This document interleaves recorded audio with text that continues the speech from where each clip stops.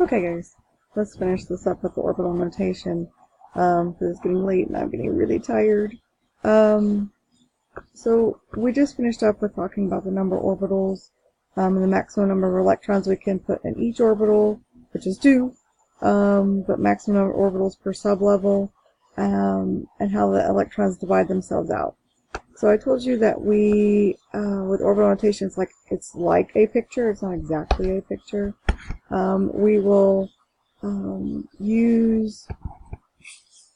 Let me fix that. There we go. We will use arrows to represent the electrons. Whereas over here on electron configuration, we use exponents to represent electrons.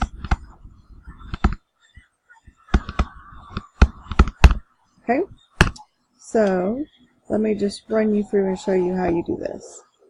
Alright, so earlier we had, well, I'll say this first before I get into it. For many of you, especially at first, it's going to be easier to do the electron configuration first and then come back and do the orbital notation.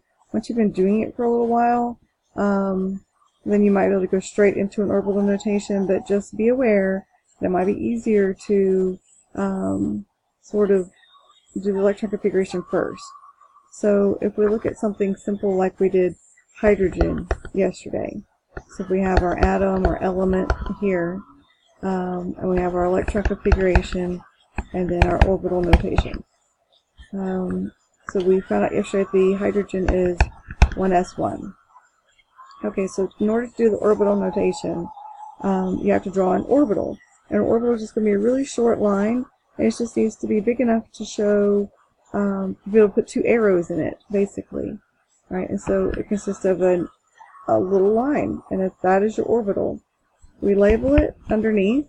It is the 1s. You cannot just put 1, and you cannot just put s. You must put 1s.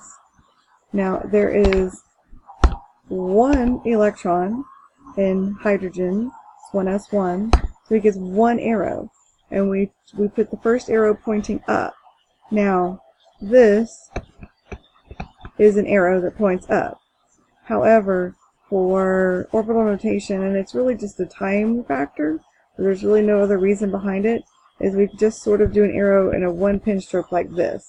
So the other half of the top part is missing. But again, that is really just to kind of speed things up, because some of the really bigger ones is very time consuming to sit there and draw all the arrows, and if you have to take the time to do the complete arrow at the top, it just kind of screws stuff up, so, or screws up your time. So that's why we kind of shorthand it. Alright, so that's hydrogen. Now, if you recall from yesterday, helium is 1s2. Alright, orbital, a little line, label it 1s. Now this time, my exponent is a 2. I have 2 electrons. I can put 2 electrons in 1 orbital. The first one goes up. The second electron, and this is basically when we're putting electrons in orbital, this is basically the spin. And so we'll say 1 is spinning up. So we draw it up. And then as we know electrons do, when they get close to each other, they repel. And so the other electron is going to be spinning down. And so it's going to look something like this. So you have 1 going up and 1 going down. Okay. I'll do a couple more because once you get electron configuration, the orbital notation stuff is not hard. Alright, so let's do carbon. Alright, so if we go up here and take a look at our periodic table, here's carbon right here, a number 6, and it is going to have a configuration that looks like this: 1s2, 2s2, 2p6. Oh, that was not true. 2p2. Oops. Alright, so it's a 2p2. Alright, so when we draw our orbital notation, we have to do the 1s. It's an s, so it gets 1 orbital. Label it. And it gets its arrows. 1 up, 1 down. The first one always goes up. And I'm going to highlight them to kind of color code them so you can see which ones go together. And then your second one is also an S, which means one orbital. Label it, it is a 2s. Also has 2 electrons, so arrow up, arrow down. And so we'll color code that one this way. Alright, and then our next one that we have is a 2p. It is a p, which means it has 3 orbitals in it. So it's 1, 2, 3. Now when we write these out, there's a couple different ways to do this.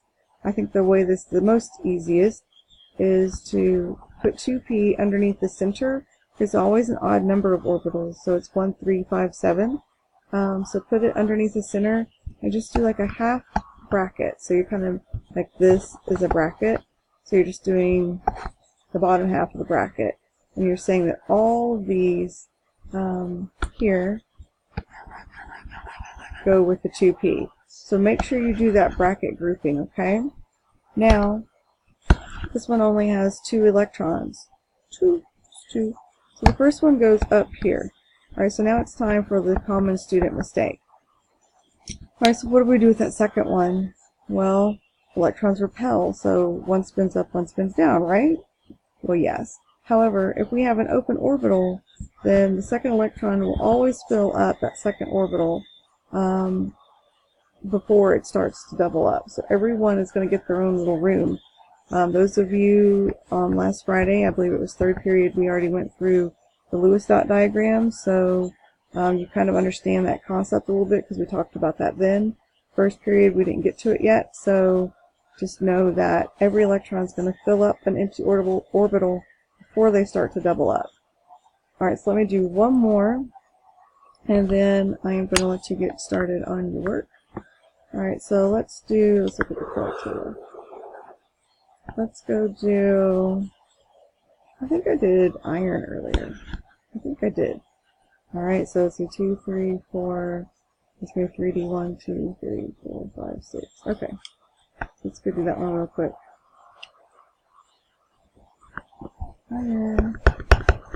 Alright, so it's 1s2, 2s2, 2p6, 3s2, 3p6, 4s2, 3d, I think I just said 6. I'm going to go back and count, but I'm pretty sure that's right. 1, 2, 3, 4, 5, 6, yeah. Alright, so, double check myself. 10, 12, 18, 20, 26. That's right, that's iron. Alright, so now I'm going to do the orbital notation. Now for this one it's going to be a little bit longer, so I'm going to do it down underneath it. Alright, so the first one is a 1s, and you draw your orbital, label underneath, arrow up, arrow down. The second one is a 2s. It's an s, it's just one orbital. 2s, one up, one down. The next one is a 2p, so it's a p. 1, 2, 3. 2p, half brackets to group, set all 6. Up, up, up, down, down, down. You must fill them this way, because in a couple days when we do something called quantum numbers, you're going to want to make sure you have these filled properly. So we have 3s, which is next. Up, down on your arrows. 3p, half brackets to group, fill up each orbital. After that is 4s. It's an s, so it only gets 1. Arrow up, arrow down. Then we have a d. Remember, d's get 5 orbitals. Under the center, name it, and brackets. It's getting 6. Ooh, that didn't hurt us enough. Let's fix that. It's getting 6 electrons right here. So 1, 2, 3, 4, 5, 6. Make sure you can count your electrons and know which electrons go in which order. I'm sorry, I'm not on the screen. Make sure which electrons go in which order, because this is going to be imperative in a couple of days. So keep up with the order that you filled the electrons. That was electron number 1, and that one down was 2. And then this was 3, and that was 4. And this was 5. Then we had the next one up, which was over here, 6. And then there's 7. And this one was 8, 9, 10, 11 up, 12 down. And then we went into a 3p, so this was 13, 14, 15. This was electron 16, 17, 18, 19, 20, 21, 22, 23, 24, 25, and then 26 is this last one down. It is so important that you can keep up with that. You don't have to write that out on every one, but I want you to be able to at least kind of see it in your head. And if you can't and you do want to write it, you can, but it's going to start getting kind of junky. So make sure you give yourself plenty of space if you want to do that. But it is going to be imperative in a couple of days that you can handle that. Now, I want you to take a look at your packet, and there are some on there that talk about orbital notation. And there's one that tells you to do the arrow notation, and yes, you're going to do that. And then there's another one on there that says to do the orbital notation, but do some type of X thing. Do not do the X thing. I don't even know what they're talking about. Honestly, in my whole life, I have never seen that notation. Just rewrite the instructions. It doesn't mean don't do the section. Sorry, you're not getting off that easy. But what I want you to do is just do the arrows up, down. So anywhere where it says something about doing orbital notation, do it, and do it the way I just told you. You don't have to do it according to whatever the directions tell you to do. You don't know any shorthands yet, so you won't be doing any shorthand notations. I will teach those to you later, probably tomorrow. But I better be back tomorrow. Fingers crossed. But just go through and do any orbital notations. If you did not watch the first couple videos, you're probably lost. So you need to go back and watch all of them now. Alright? So alright, you guys. I will see you tomorrow. Bye.